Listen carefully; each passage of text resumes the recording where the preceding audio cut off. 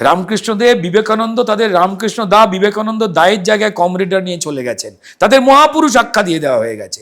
তারা হিন্দু সন্ন্যাসী, তারা হিন্দু সাধক, এইটাকে মুছে দেওয়ার চেষ্টা হয়েছে।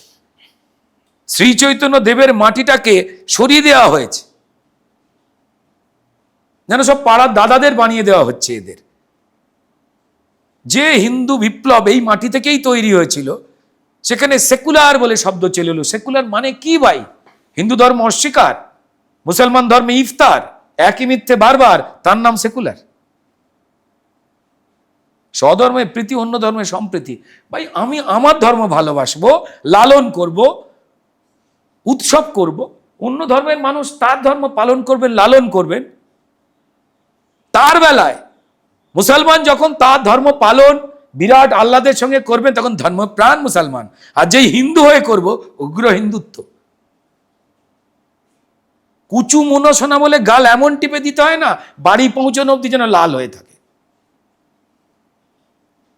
পশ্চিমবঙ্গের মানুষ বোঝেন না এই মিথ্যাচারগুলো। বেশ করেছে, আমি রাষ্ট্রবাদে বিশ্বাস করেছি, বেশ করেছি।